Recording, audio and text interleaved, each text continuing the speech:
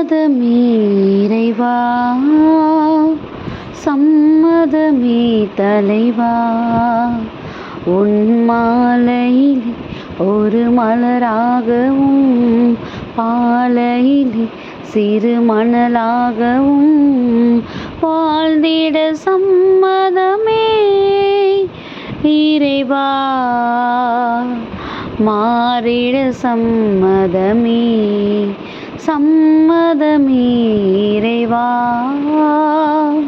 தயங்கும் மனதுடைய நான் உனக்காகவே உன் பணிக்காகவே வாழ்ந்திட வரம் தருவாய்.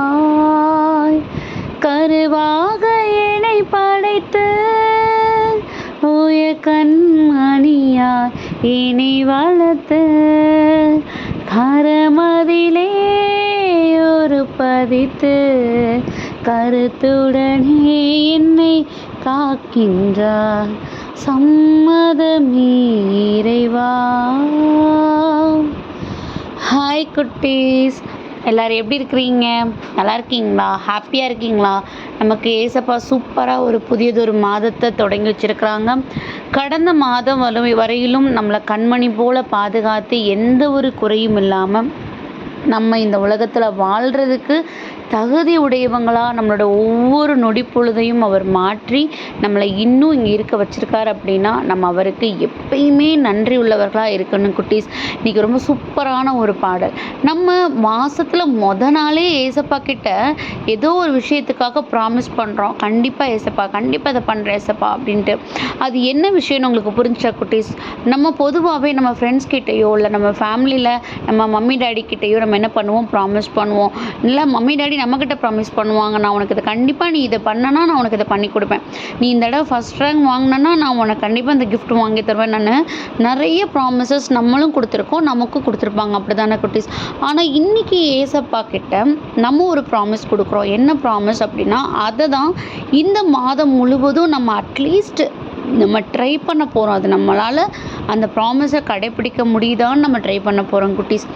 என்ன அப்படின்னா, ஏசப்பா உண்மையிலே நம்ம இடத்துலேருந்து என்ன எதிர்பார்க்குறாங்க?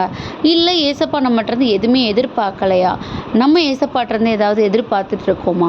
கண்டிப்பாக நம்ம எல்லாருக்குமே தனிப்பட்ட விதத்தில் நிறைய எதிர்பார்ப்புகள் இருக்கும். அப்படி தானே குட்டீஸ்? நம்மளுடைய எதிர்காலத்தை குறித்தோ இல்லை நம்மளோட எக்ஸாம்ஸை குறித்தோ இல்லை நம்ம நிறைய விஷயங்களை குறித்து என்ன பண்ணியிருப்போம்? நம்ம ஏசப்பா மேலே நிறைய எதிர்பார்ப்புகள் வச்சுருப்போம். அப்படி தானே? அப்படி இருக்கும்போது ஏசப்பா நம்ம மேலே ஏன் எதிர்பார்ப்பு வச்சுருக்கக்கூடாது? அப்போ அவருடைய எதிர்பார்ப்பு எந்த அளவுக்கு இருக்கும்னா, நம்ம நினைக்கிற அளவுக்கு ரொம்ப பெரிய காஸ்ட்லியாக இல்லை. நம்ம தான் ரொம்ப பெரிய காஸ்ட்லியான விஷயங்களை குறித்து ஏசப்பாட்ட எதிர்பார்த்துருப்போம். அப்படி தானே குட்டீஸ்?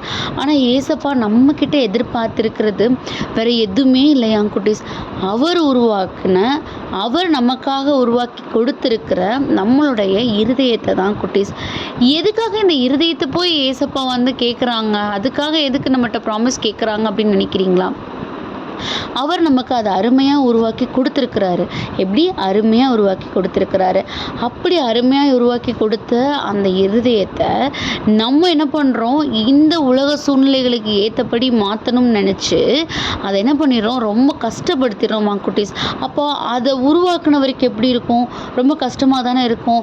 அப்போ அதை தான் அவர் கேட்குறாரு, எனக்கு ஒரு சின்ன ப்ராமிஸ் பண்ணு.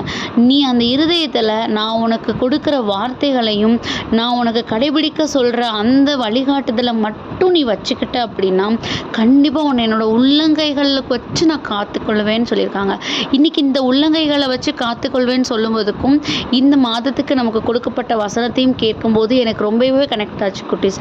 1 சாமுவேல் 30:18 நீ சகலத்தையும் திருப்பிக் கொள்வாய் அப்படிங்கிற வசனம் கொடுக்கப்பட்டிருக்குது.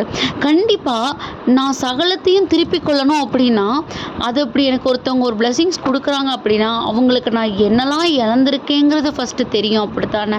நான் எந்தெந்த விஷயத்துலலாம் தோற்று போயிருக்கேன், நான் எந்தெந்த விஷயத்துலலாம் நான் ஏமாந்து போயிருக்கேங்கிறது தெரிஞ்ச ஒருத்தரால் மட்டும்தான் நீ சகலத்தையும் திருப்பிக் கொள்வாய்னு நமக்கு வாக்கு கொடுக்க முடியும். அப்படி தானே குட்டீஸ்? அதை தான் ஏசப்பா சொல்கிறாங்க. நம்மளை பார்த்துக்கிட்டு இருக்கிற ஏசப்பா நம்மளோட ஒவ்வொரு நொடி பொழுதும் நம்ம என்ன பண்ணிகிட்ருக்கோம், நம்ம எவ்வளோ கஷ்டப்பட்டுட்ருக்கோம், நம்ம என்ன யோசிச்சுட்ருக்கோம், நம்ம என்ன பேசிகிட்ருக்கோன்னு எல்லாத்தையும் பார்த்துட்ருக்க ஏசப்பா தான் இன்றைக்கி உங்களையும் என்னையும் பார்த்து சொல்கிறாங்க. நீ எல்லாம் இழந்தியோ, நீ எதிலெல்லாம் நீ தலை குனிஞ்சு நின்னியோ, நீ எதெல்லாம் நீ போராட்டங்களை கடந்து வந்தியோ, எல்லா சூழ்நிலைகளையும் நீ திருப்பி கொள்வாய். அந்த சூழ்நிலைகளில் நீ இழந்ததா நினைக்கிற எல்லாவற்றையும் நீ பன்மடங்கு ஆசீர்வாதங்களோடு திருப்பி கொள்வாய். அந்த ஆசீர்வாதத்தை நான் உனக்கு இந்த மாதத்தில் தர்றேன்னு நம்மளை பார்த்து சொல்கிறாங்க. ஸோ அவர் நமக்கு கொடுக்குற ப்ராமிஸ் ரொம்பவே பெரிய ப்ராமிஸ். நான் உனக்கு நீ இழந்ததெல்லாம் நான் நிறைவான ஆசீர்வாதங்களோட திரும்ப தரப்போகிறேன்னு ஏசப்பா சொல்கிறாங்க.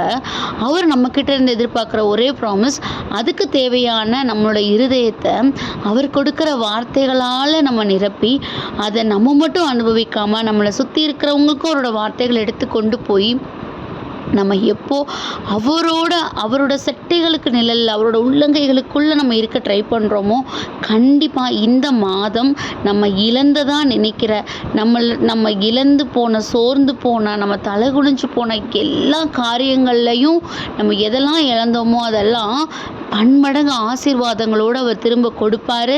இந்த வசனத்தை நமதாக்கிக் கொள்வோம். கண்டிப்பாக அவர் நம்மளை இந்த மாதம் முழுவதுமாக அவருடைய உள்ளங்கைகளுக்குள்ளே வச்சு நம்மளை தாங்க போகிறாரு. ஸோ அதுக்காக ஏசப்பாட்ட ஒப்பு கொடுத்து ப்ரேயர் பண்ணுவோமா? அன்பான ஆண்டவரே, இந்த நேரத்திற்காக நன்றியப்பா. தகப்பனே, நீர் எங்களை உங்களுடைய உள்ளங்கைகளுக்குள்ளே வச்சு தாங்கிட்டு இருக்கீங்க டாடி. இந்த புதியதொரு மாதத்தை எங்களுக்கு கொடுத்ததுக்காக நன்றி. இம்மட்டுமா எங்களை பலப்படுத்தின நீங்கள் இந்த மாதத்துலேயும் கூட உம்முடைய கரங்களுக்குள்ளே நாங்கள் இருக்கிறதுனால உம்முடைய சித்தத்தின் படியாக எங்களோட லைஃப் அமைக்க நாங்கள் ஒவ்வொரு டிசிஷன்ஸை எடுக்க எங்களுக்கு ஹெல்ப் பண்ணுங்கள். ஆமீன்.